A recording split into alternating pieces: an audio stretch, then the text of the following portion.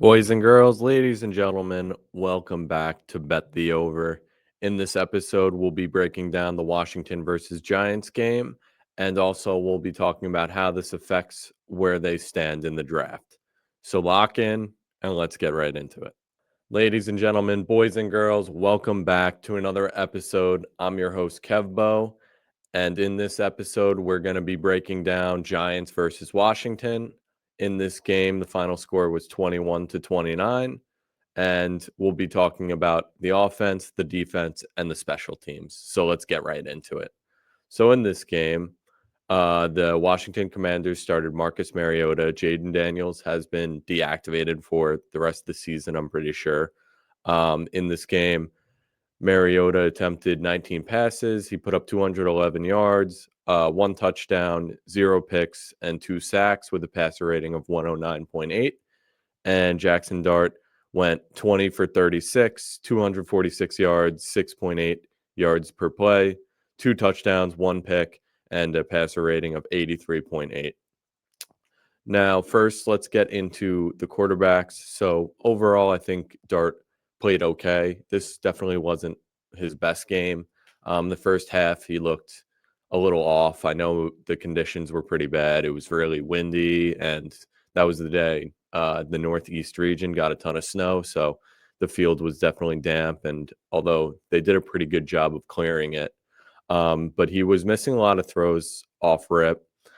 And then it got to halftime. They weren't doing pretty well. And then third quarter, Dart looked amazing. He really turned it up. He had that big catch by Wandale. Tyrone Tracy had a big catch for a touchdown. Slayton, man, he has to be off the team. He's had consistent drops throughout the season, throughout his career, actually.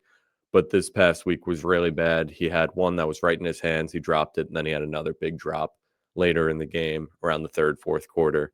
So overall, I do think Dart played well in the third quarter.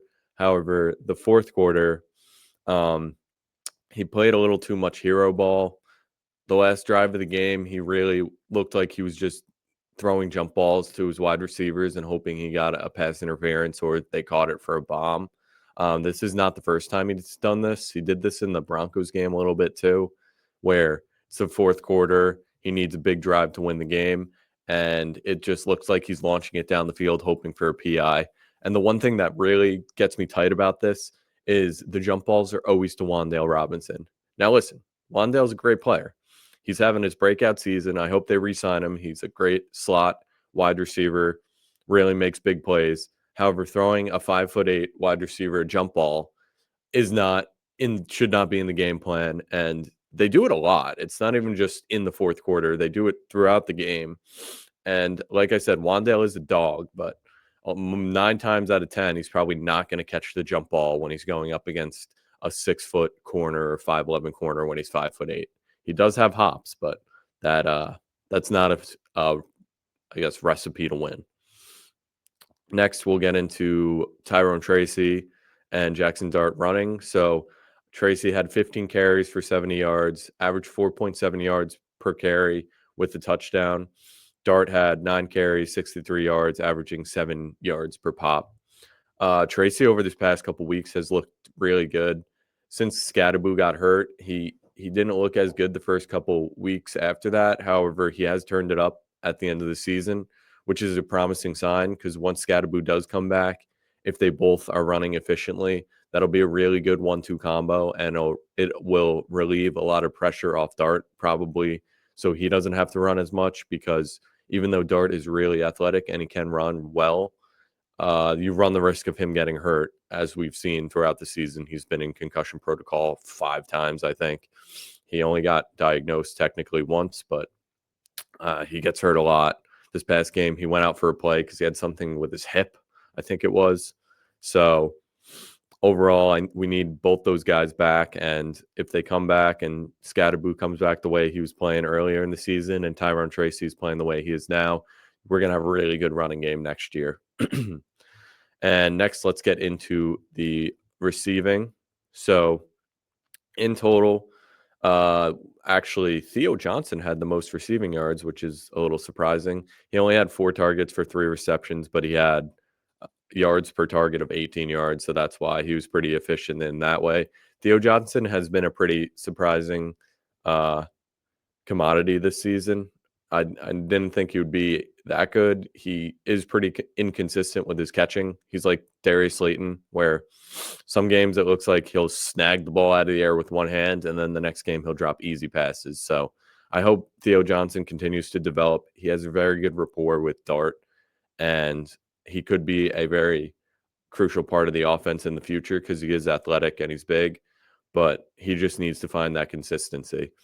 Next, we have Tyrone Tracy had 4 receptions for 27 yards. He had that long touchdown. It was a nice wheel route, jumped over a guy, caught it.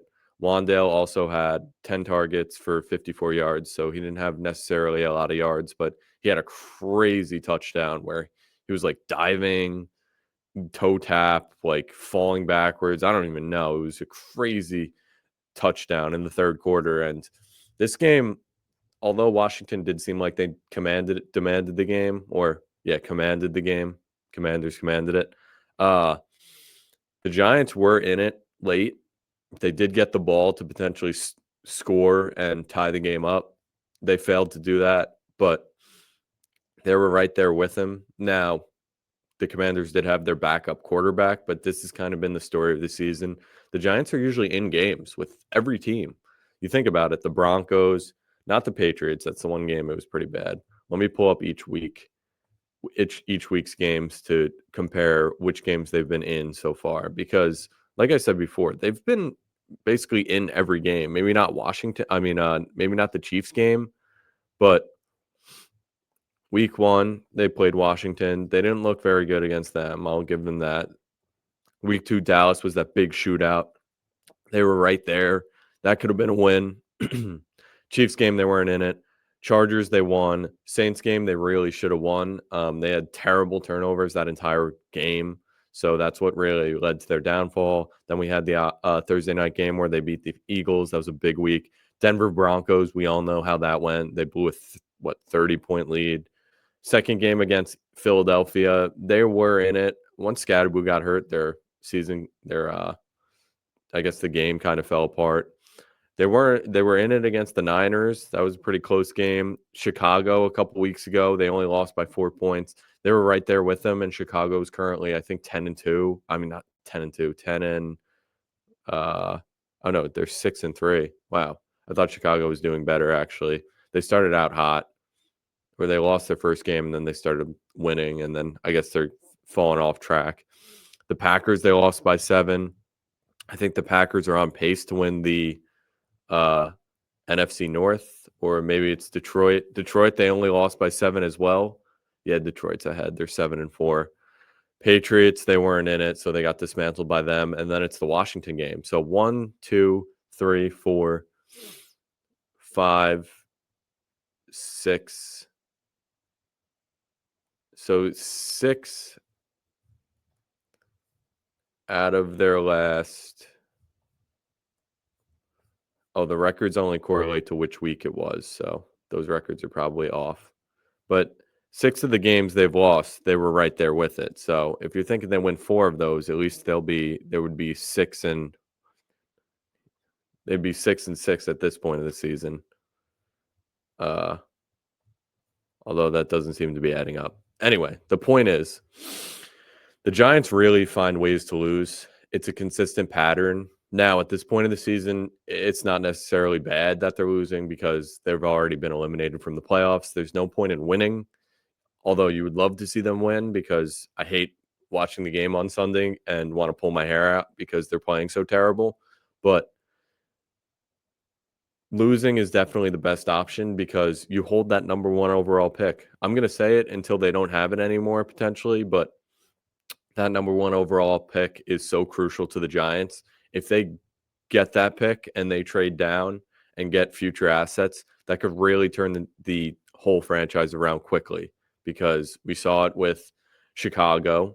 Chicago traded away their first overall pick a couple years ago. Then the Panthers traded up from 9 to get the number 1 overall pick. They took Bryce Young, who has looked okay so far. But then the next season, Carolina had the worst record in the league. So Chicago had the number 1 overall pick. And then they had another pick within the top 10 because they had their actual pick. They took Caleb Williams with the number 1, and then they took Rome Odunze with their number like 9 or 8, whatever they had. So, and look at Chicago now. They're a contending team, and that was 2 years ago or 3 years ago. So holding that number 1 overall pick is very important to the team, because like I said, they could trade down. The team they're trading down with probably isn't very good. Let's say the Jets, for example. You think the Jets are going to be good? Poor Steve, ex-co-host. The Jets are going to be terrible. Like, we all know that. Even if they get their quarterback, if they get Mendoza, they'll be a little bit better, but they're not going from a 3-win team to an 8-win team overnight. I mean, unless they fire everyone, but they just hired Glenn, so I doubt they'll do that. Now, before we get into the next draft picks, let's get into the defense. So this was finally the game where Abdul Carter broke out. He had a monster game. He had 1 sack. He had a win rate of 17.4%. He had a pass rush grade of 100%. He had an overall PFF grade of 90.6, and he had a couple tackle for losses. I think he had 3. He had 2 forced fumbles. He was flying all over the place. Now, I don't yeah, so Kayvon Thibodeau didn't play in this game, so maybe that's the reason why he got more snaps. But overall, he looked really, really good. The defense pass rush was actually pretty good this week. They got to the Mariota only twice, and I think it was Abdul Carter and Dane Belton. However, their pressures were very high, and also it helped, I guess, the secondary, because a couple of the players we'll get into next had pretty good coverage grades. It's just their run defense is absolutely atrocious. They have the worst run defense in the league. There was a stat on Sunday that I think it was Fox or ESPN, whatever channel was covering it, put up. It said the Giants have the second worst run defense in the past like 50 years. The other team's averaging like five yards per rush against them, which is crazy. It means the other team can just run it twice and they'll probably get a first down. So in the offseason, they desperately need to improve that interior defensive line, because although Dexter Lawrence hasn't been playing very well this season, he has been okay at stopping the run, but there's no other guy there besides him. I mean, I guess Elijah Chapman is the next guy up, but he hasn't been doing much. And it seems like every time the other team runs the ball, they get to the second level. We need an improvement in linebackers too.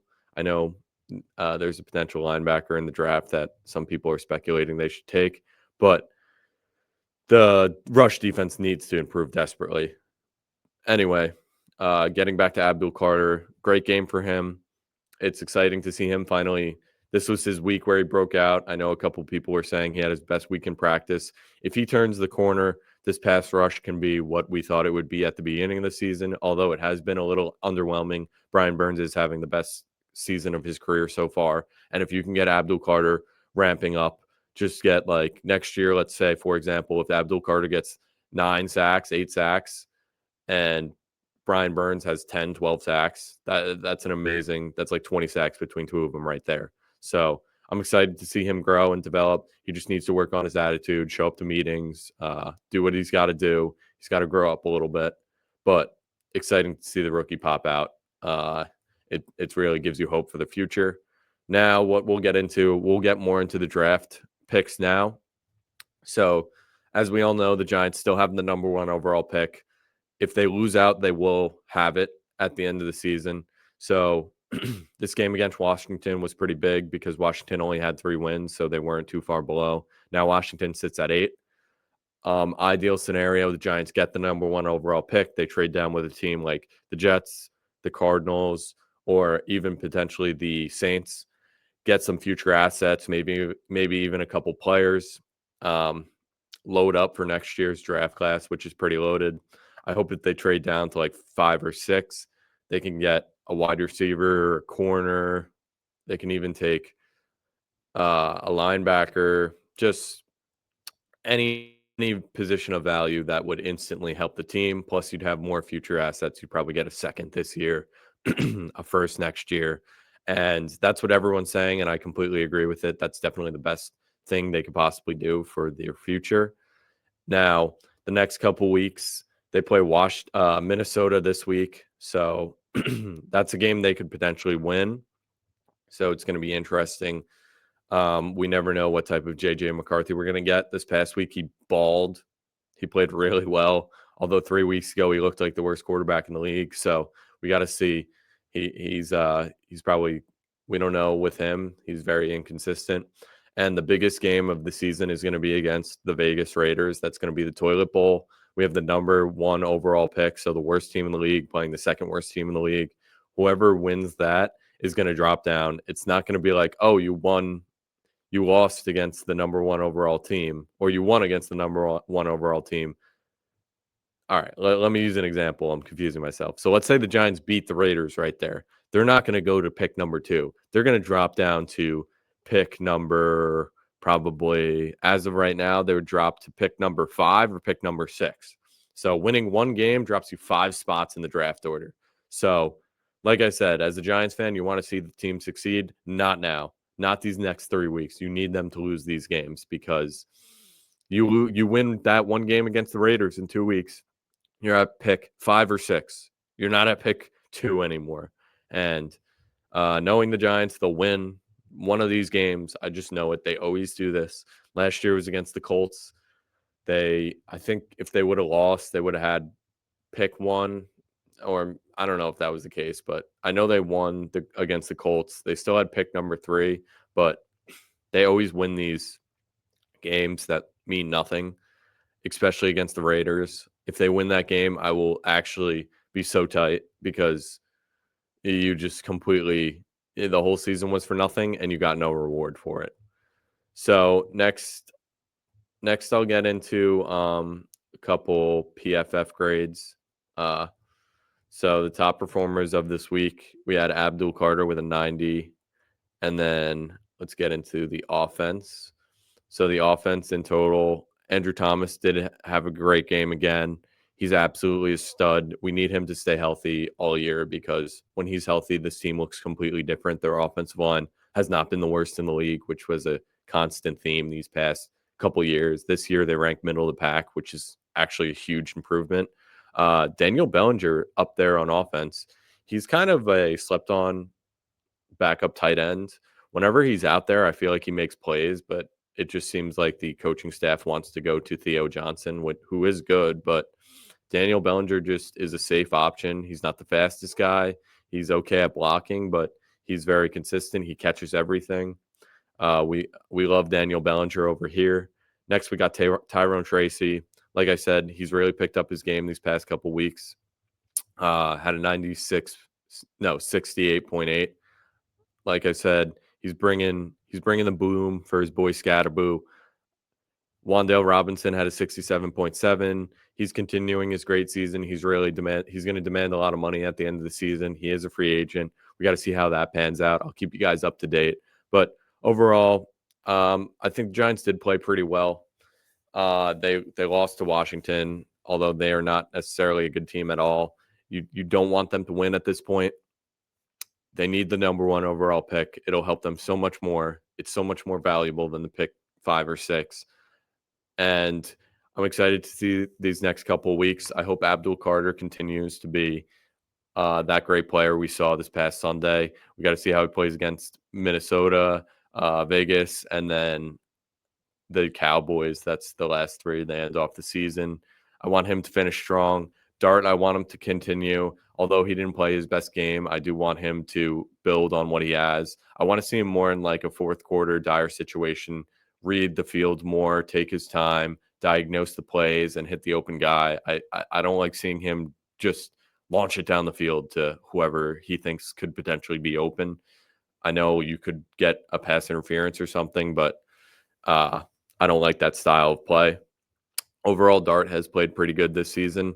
He was ranked like middle of the pack, I think I would say.